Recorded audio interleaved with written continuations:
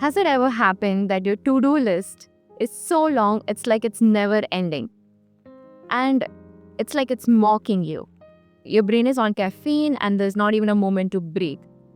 I see you. And let me tell you that self-care is not a luxury. It's a strategy. And we are here to take control of it. So no more pretentious self-care that is going all around internet. Let's get real. Let's get ready to redefine self-care for students like us. Welcome to Self-Love Student Edition Episode 3.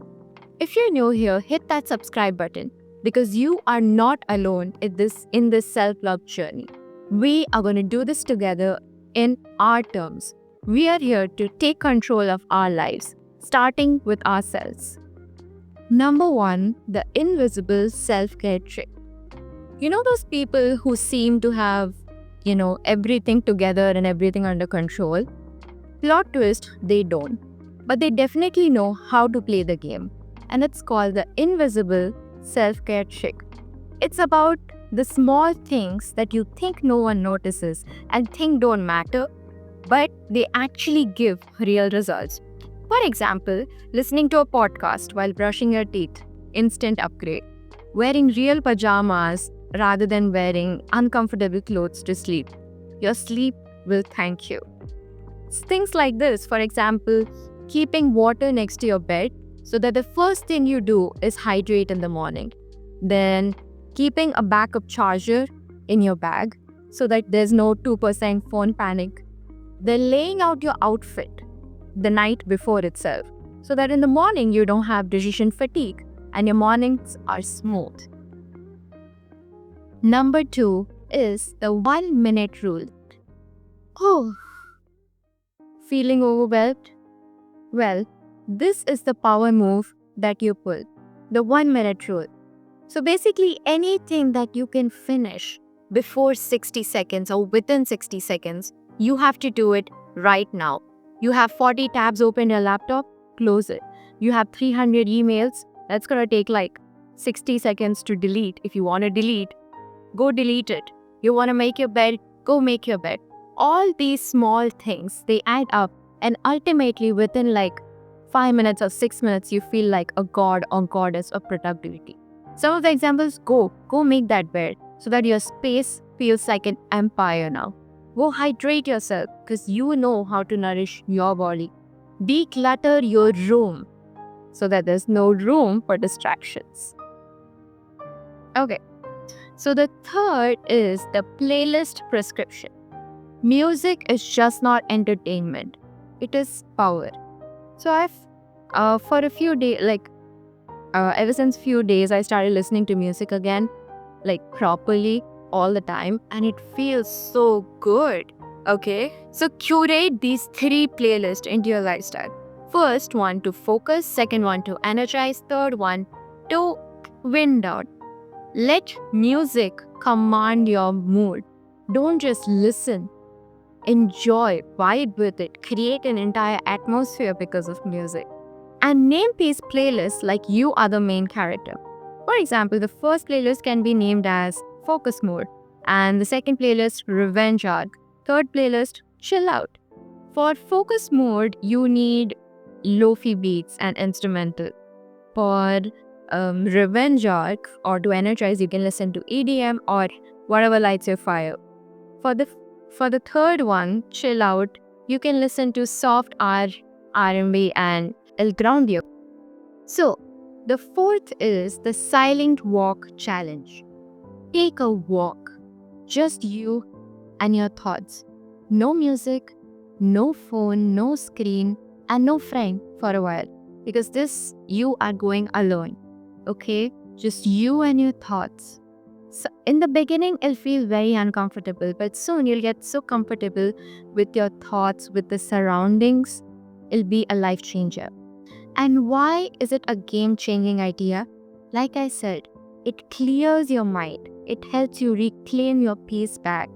And the best ideas come in silence. And the last one is that it helps you reconnect with your surroundings more. Helps you reconnect with nature more. So we see on internet the journaling. Journaling is so pretty and aesthetic. But this fourth thing is about chaos journaling. What is chaos journaling? Take a diary out and dump all the chaos of your mind into a paper. And then some of you might say, I don't know what to write. Just write the word "write" 10 times. And while you're writing, maybe in the fifth word itself, you'll have some ideas that you want to write. Okay? And it just helps. It doesn't need to look pretty. You just need to dump your thoughts. Maybe you can draw. Maybe you can draw whatever's coming to your mind. And this actually helps you clear your mind a lot. But still, if you need some prompts or some questions that you can write in your journal and get answers for, first you can write is, what made you happy today? And you're going to list few things, the little things what made you happy today. And it'll help you reclaim your happiness in the small moments. Or you can write what's stressing you out. And you can write a page or two. Maybe you'll write like 5 pages based on that itself. But at least you'll have a clarity of thought. Or the third one is just random ideas, random thoughts, random things. Because sometimes when you're writing the most random things ever, you might have the next best idea. Like, I wrote about YouTube in my journal. It was one of the most random thought ever. And here I am making a video in front of you. The sixth one is the caffeine nap hack. So I don't drink coffee, so I've never tried this, but I have looked it up and apparently this is very effective.